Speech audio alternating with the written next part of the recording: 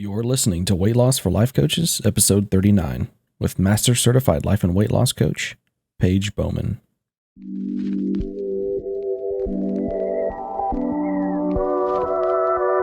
Welcome to Weight Loss for Life Coaches, the weekly podcast for coaches who are growing their coaching business and on their weight loss journey. Each week, we'll be tackling why weight loss feels hard and how to make hitting your weight loss goal the simplest thing you do all day.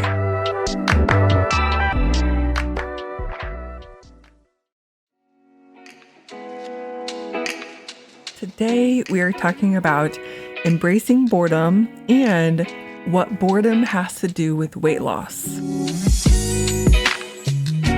I'm recording this after my most recent vacation to the Smoky Mountains. I went to Gatlinburg with my husband, just the two of us, and I can't tell you the last time we traveled together, just us two, and it was so fun and so needed, and we just had a nice long vacation. It's fall here now and the weather is cooling down, but it's not too cold because I am not a fan of too cold weather. I like fall weather where it's cool in the mornings, cool in the evenings, but still kind of warm during the day. That's my perfect kind of weather. And now I'm excited to be back at work and recording this podcast for you because this idea of embracing boredom has changed the game for me. And anytime I bring it up to one of my clients, they feel the same. And it comes from this book called Deep Work by Cal Newport. Actually, one of my clients for years told me that it was such a good book and that I should read it. And I finally got to it. And she was, of course, right. But he has a whole chapter on embracing boredom. It's actually titled Embracing Boredom. And I realized that although he's talking about it to help you get more into deep work, which is like a super intense study session or focus time, he talks about embracing boredom to help you do that. But I, of course, being the weight loss coach that I am, realized that boredom and this idea of embracing boredom could positively impact your weight loss journey. And I've been watching myself either go towards embracing boredom and how that's impacted my maintenance journey, or how when I don't want to embrace boredom, how that actually negatively impacts my maintenance journey. So we're going to talk all things embracing boredom today. This is going to be a good one. But first, let's talk about the top 3 reasons why we eat. This in and of itself could just be its own podcast episode, but I want to talk about it here because, of course, it relates to boredom. So number 1, we eat for fuel, right? We got to fuel our bodies, and the way the human body works is it takes food. Number 2 is to fulfill an urge. So when we're thinking, I want that, and we go eat the thing, we're eating because we're telling ourselves we want that. Sometimes that has to do with fuel, and other times it's just because we said, I want that. And the third reason is to cover up an emotion, which kind of has to do with urges, but you can have an urge. You can say, I want that, and not be covering up an emotion, right? Or pushing it down. But a lot of times what happens is we're feeling something in our body, or we're experiencing thoughts in our brain that are creating emotions in our body that we just don't want to feel. We don't want to experience. And so a lot of times, if you're anything like me or my clients, you eat to cover up an emotion. And where boredom comes in is it's an emotion. So if you think about the self-coaching model, CTFAR, I know I've talked about this, especially in the Top Coaching Tools episode, circumstances, thoughts, feelings, actions, and results. So when you're thinking something like, I'm bored, you're going to feel bored. And that's where I would put boredom. And as I'm talking about boredom in this episode, I'm talking about the feeling and the experience of boredom. So thoughts like I'm bored and feeling bored. And that feeling bored is one of the top emotions I see in myself and in my clients, that we have such a dislike for it, such a strong dislike for it, that we eat more food than our body needs to not feel it and to not experience it. So are you picking up what I'm laying down? We eat when we're not willing to embrace boredom. And when we're willing to embrace boredom, we won't eat. And therefore, we let our body just eat food for fuel. We don't eat when we're not hungry. And instead, we allow ourselves to be bored. And there you go. Weight loss is a lot simpler and can be done with ease when you're willing to experience this emotion, this experience of boredom, and not eat because of it. And for some of us, this is a big deal. I know for me, boredom is one of the big reasons why I eat when it's not time, right? When my body's not telling me it's time to eat. But I'm not going to end the podcast there. I just wanted to lay out my hypothesis for you at the beginning, and we're going to keep talking about it. Now, going back to where this all came from, Cal Newport's book titled Deep Work. Like I said, he has an entire chapter called Embrace Boredom. And that chapter really blew my mind because he talks about this idea of using your ability to not need a distraction, right? I would call that a skill, to not need to distract yourself, to let yourself feel bored. He talks about embracing that and, in fact, building up this skill to be bored, and how that's useful to be someone who can have these deep work, these intense focus or study sessions in whatever line of work you do. And I got so into this idea, I can't even tell you. I even researched, what does it mean to be bored? What do other people say about this chapter? I think I even posted on my social media, what do people think of this idea of embrace boredom? And what do you do? How do you embrace boredom? As I thought about this idea of embracing boredom and, through all my Googling and research, I kind of came to this one question that kind of summed it up for me, which is, why don't we like boredom? Why was I so shocked by this idea of embracing boredom? And so I've got a couple of hypotheses that I'm sure you probably have some ideas of why you don't like to feel bored or how you've overcome that. But I want to share with you why I think that we don't like boredom and why instead we would rather eat to not experience the experience we have in our brain and in our body when we're feeling bored. And I think one of my top ones, and I see this with my clients, is that we're wired to always be doing something. You know what I mean, right? Anytime you have free time, you don't just sit there. You're standing in line and you've got 3 people in front of you at Costco. You pull out your phone, you grab your Kindle, you start talking to someone. I mean, if you have someone with you, or maybe you just start up a conversation in line. I don't know. But it's we're wired to always be filling up our time and our space. And I don't know, I'm just kind of telling you my hypotheses here, but I don't know if that's a brain thing or if that's a culture and society has taught us that, which is kind of my next hypothesis, is that not only is maybe our brain wired that way, but society shows us that being bored is a no-go. And in fact, we should have our lives set up so that we always have something to do. We always have something to fill that space so that we don't experience boredom. That doesn't really answer the why, but I just want to point out that if you're like me and you tend to not give yourself a lot of opportunity to just not be doing something, and you always have something to fill your time, one of the reasons that might be is because we do live in a world where a lot of times we're taught to always be filling your time. Now, one of my research questions, even if this is still something I'm exploring in my brain, is why? Why do we want to always be filling up our time? Not necessarily why is our culture or our society showing us that that's the way, but why do we, on a personal level, feel the need to always be doing something? Again, still looking into this, still researching this. I have a feeling that it has something to do with the brain, not just learned experiences and learned behaviors. But the next hypothesis I have to present to you of why we don't like boredom. I think this one is very true for a lot of us, is that we don't want to experience our brain or how our body might feel when we are feeling quote unquote bored or even in silence. And I'm not saying that boredom equals silence, but for me, when I sit and think about my personal experience with being bored, a lot of the times it's this heaviness of silence that is uncomfortable. And this is still something that I'm exploring. I listen to a lot of ambient music. I like to have the fan on at night.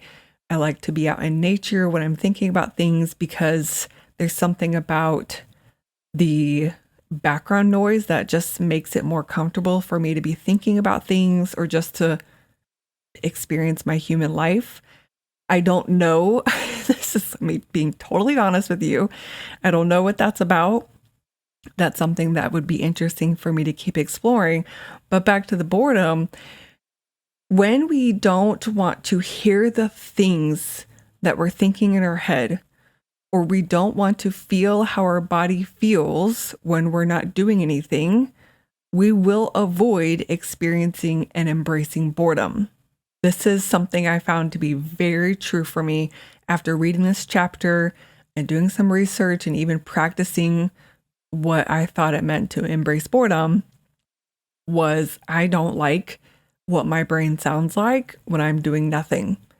And I don't like how it feels when my brain is doing this, lots of thoughts going through my head, and sometimes just letting that happen, let my brain do all the things it does when I'm quote unquote bored. It has me feeling things actually other than bored, and maybe bring up emotions like pressure or overwhelm or anxiety because I'm actually letting myself think my thoughts. So I'm taking this a level deeper just to help you imagine or visualize or just understand the complexity of this idea of experiencing your own brain and your body. I remember listening to my mentor's podcast, the Life Coach School podcast by Brooke Castillo. This was in January. It was a long drive to my coach's mastermind. And I don't remember the title of the podcast, so my apologies, but it's not about being bored, or I don't think it was, but there's this one question she asked in the podcast, and she was like, just set a timer and do nothing for 5 minutes and see what happens. And she was really talking about letting yourself be bored, and who are you when you let yourself be bored and you don't numb out or try to avoid your human experience. And so on the drive, I actually paused the podcast, set my timer for 5 minutes, and then I had nothing. I was just driving, and I realized I don't like hearing my brain. I'm feeling uncomfortable in my body. I started fidgeting. It was so wild to watch my just experience of sitting there doing nothing. I mean, yes, I'm driving, but nothing else for 5 minutes. And I thought, wow, I've got some work to do here to be comfortable with silence, or to be comfortable with hearing my brain when I'm not distracting it, to be comfortable with feeling how it feels when I'm not doing anything. So we don't want to be bored because we might have a brain that's wired to always be doing something, or we've been taught to always fill our space, right? By maybe our family or even culture has taught us to always be filling our space and time. And so it's like we need and seek distraction. And, right, this is why I'm bringing this up on the podcast and I'm doing a whole episode, is because if you're anything like me or the people I work with, you fill that space with food. And here's the thing. Food does work in the short term, right? Because you are technically distracting yourself and giving yourself something to do. You don't have to hear your brain or feel how your body feels. But in the long term, you're now teaching yourself to be dependent on food to fill that space anytime you have nothing to do. And maybe it's not always food, right? Maybe it's social media. Maybe it's watching videos or TV. But in the long term, teaching yourself that when I have nothing to do, I don't want to hear my brain. I don't want to experience my body. So I'm going to distract myself. As long as you're alive, there will be so many opportunities for you to be bored. That means for as long as you're alive, you'll have to, use those things that you've become dependent on to fill that space, right? So this is why I wanted this to be a dedicated episode on the podcast so that you could notice if this is something you're struggling with, right? Embracing boredom and start making those changes so that you no longer need to be dependent on things to distract yourself from being bored. And you can let yourself just be bored. And we're going to talk about what that might look like. And I'll even give you some powerful questions at the end to consider what might be different in your life if you are willing to embrace boredom. So what do we do now? What's it mean to embrace boredom? Here's what's really funny. I was driving today and I don't like listening to music. And while I drive for the most part, sometimes I do, but I'd say 90% of the time I don't have anything on in the car unless it's like a podcast or something like that. I do like listening to things, just not music. And I just didn't put anything on before I went on my drive. So there was nothing to do, nothing to listen to while I drove. And I realized I'm bored. Like, I wish I had put something on before I started the car and got on the road. And I'm bored. And I thought, yep, we can be bored. This was today, y'all. Like, it's something that I've been working on, and I still am building the skill of not needing to distract myself. But it was a matter of realizing that I really want to be doing something else, right? Because I guess driving is not enough doing for me. And noticing that I had this urge to do something else, and then acknowledging it, and then embracing boredom. So I just kept driving, and I was looking around and had the window down and was enjoying the breeze. And sometimes I had thoughts about, oh, I need to remember that. And it's so funny. I saw someone on the nature trail I was on today. So I know her, but I don't know why. So I let my brain kind of like think through that and try to figure out how I know this person. And then I saw a billboard and that had me think about something. So this is what Paige's example of embracing boredom looks like. Is I don't need to fulfill or fill my time with food or watching a video or scrolling on social media because of course I'm driving, but I'm letting my brain roam and I'm not making my brain kind of being, what's the word? Like it has a lot going on. That's something that I think I've really been working on is I have a overactive brain. I don't know if overactive is the right word, but I just have a very active brain. I'm sure this is how everybody feels, but I used to make this a problem. Like, I don't want to hear my brain. I don't want to hear my thoughts. And so today was a great example of, I'm just going to let my brain do its thing. I'm not going to distract it. I'm going to keep driving. And if I want to, I'll also just focus on what I'm doing so that my brain isn't as active. Now, you might be listening to my example and you might be thinking, man, that sounded really boring. And you're right. It was. But what if that's just not a problem? What if there's like 10% of your life where you are truly bored, but what if that doesn't have to be a problem? What if that could actually be an interesting time of your life? Like watching your brain bounce off of things and think about ideas and just, do whatever, or just hyper focus on what you're doing at that moment, right? Like driving. I could have really thought about what I'm doing. I'm controlling this big machine. I'm paying attention to the lights. I'm, in my periphery watching other drivers, like focusing on that. What if that being boring wasn't a problem, right? What if a part of your experience as a human didn't need to be distracted from? What if standing in line, like every time you were standing in line at a grocery store or at the post office, you didn't need to fill that space doing anything else? What if you could just be in that moment?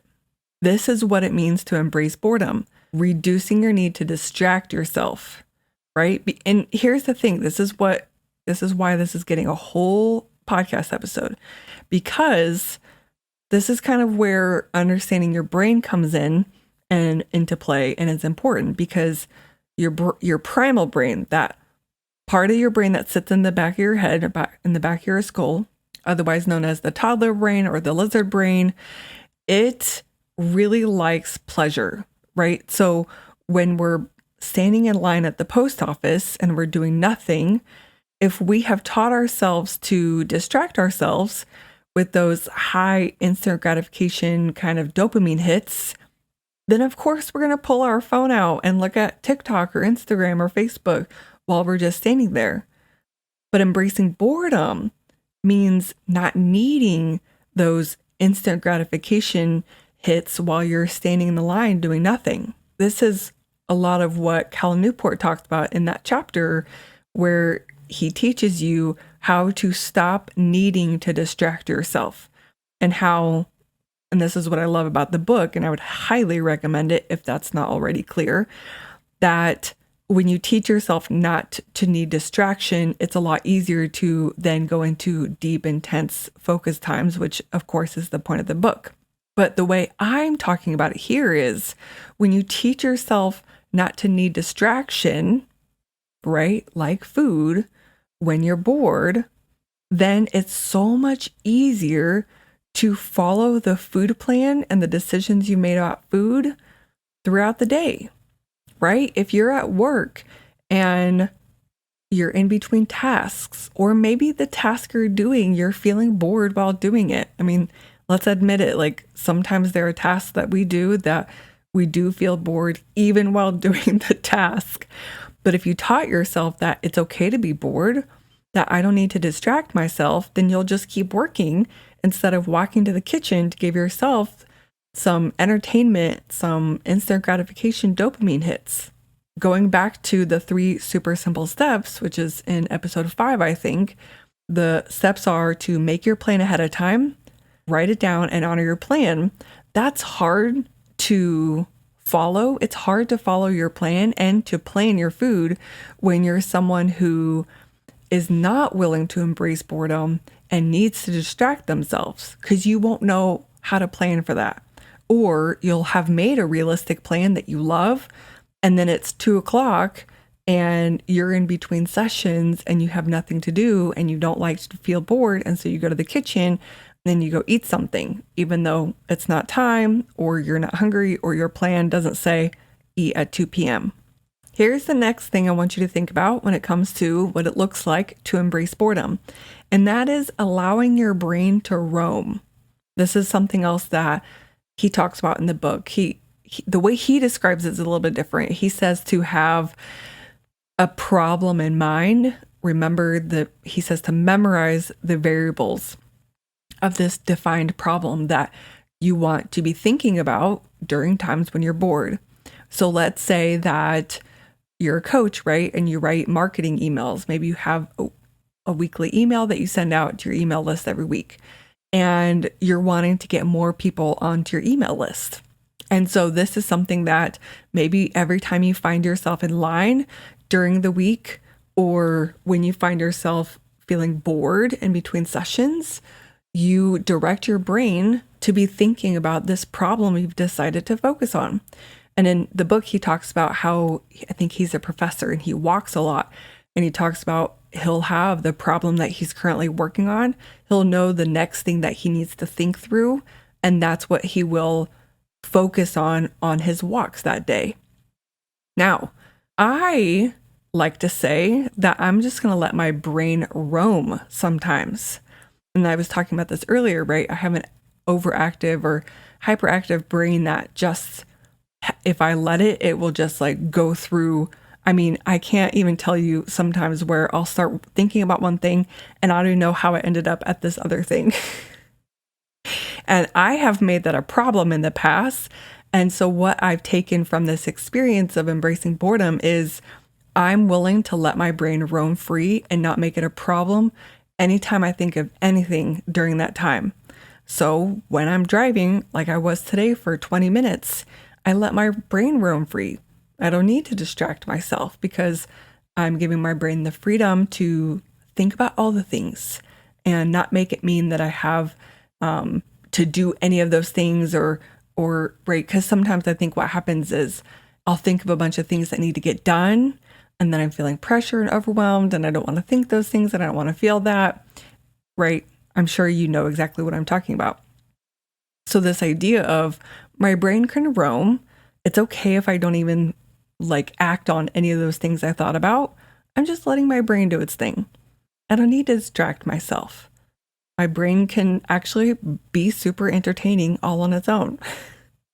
Okay, so here's the next thing that I want you to think about when it comes to embracing boredom, and that's acknowledging the experience that happens in your mind and in your body when you have nothing to do. And it goes back to what I was just talking about, like acknowledging that my brain is very active when I have nothing to do, and sometimes I have a lot of emotions run through my body when I have nothing to do. Or for you, it might be the actual feeling of bored in your body or restless. That's another one that my clients distract themselves from because they're not willing to feel.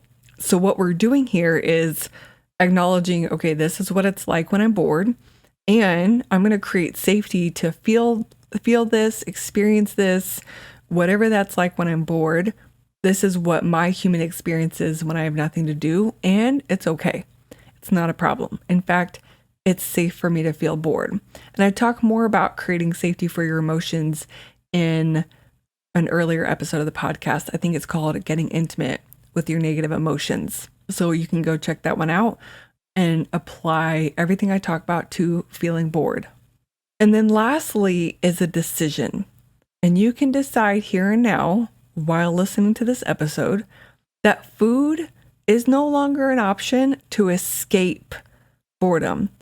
And this is the second decision you can make, that boredom is no longer something that needs to be escaped, right? That's why I'm going through all of these examples and explaining it to you, so then you can now decide from here on out, from this moment on, I don't use food to escape boredom. I'm going to be willing to embrace boredom. And you know what? Boredom is not something I need to escape from anymore anyway. That is a decision you can make right here, right now, and then start practicing living from and really think about what that would be like. Like, okay, food is no longer an option and I'm feeling bored while, setting up my marketing emails in MailChimp or making my calendar for the week or even doing the dishes. If I'm feeling bored, I'm going to remind myself that I decided it's not a problem. I don't need to escape this. And if I'm thinking I do, food's not an option.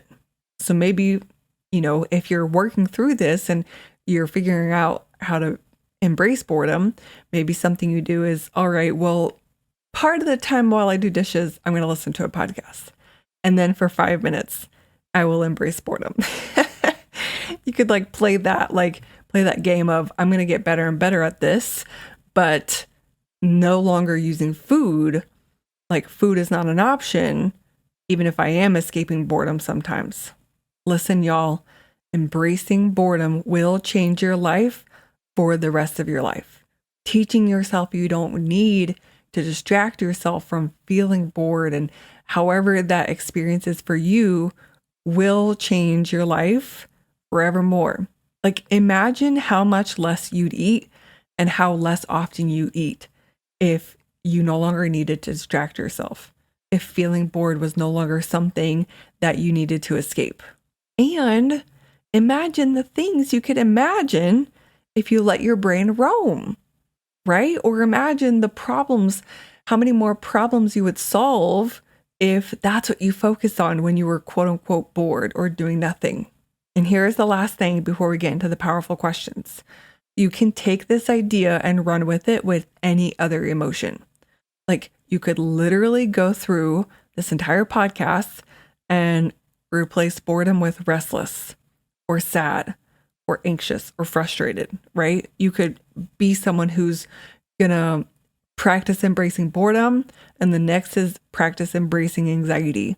And how could that no longer be a problem? And how I've decided I won't escape anxiety and I'll embrace it. I won't use food to make anxiety go away. I no longer need to distract myself from anxiety.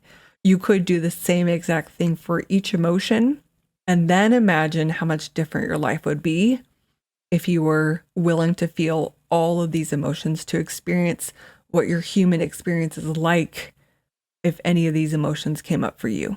So here are a few powerful questions for you. What would my life be like, even on a daily basis, if I were willing to be bored, to embrace boredom? What do I want to use food for if it's no longer a reason to escape boredom or any emotion, right? And if you go back to the beginning of the podcast where I talk about the top 3 reasons to eat: fuel, to fulfill an urge, or to cover up an emotion, really think about, well, what is this? This could totally be a separate podcast, and maybe it will be. But what do I want to use food for? And get clear on that. And then lastly, what do I need to be thinking to be willing to embrace boredom and no longer escape it? All right, that's it, folks. Now go embrace boredom. Take some of my examples and some of the exercises that I offered you here and go embrace boredom. Start teaching yourself that you no longer need to distract yourself, and then watch how easy following the 3 super simple steps really are. If you love this episode and you love the podcast, leave us a review and rate us 5 stars on your favorite podcast platform, and share this episode with your favorite life coach who would love to learn how to embrace boredom. If this rings true for you, and through the whole episode you were just nodding your head yes, and you totally experience what I'm talking about, then reach out to me. When we work together, weight loss will be just the byproduct of going deeper with things like embracing boredom and all your emotions and getting good at that, and then letting food just be fuel, so that you make your plan, you follow your plan, you actually experience your human experience without distracting yourself. And then, of course, you lose weight. Weight loss is just a byproduct of all this stuff we work on. So this is what you want help with. Reach out to me. You can send me an email at hello@paigebowman.com. Let me know you want a consult, or message me on Instagram at lifecoachpaigeb. Of course, you can just go to paigebowman.com and click services and sign up for a consult there as well. All right, y'all. Until next week. Bye.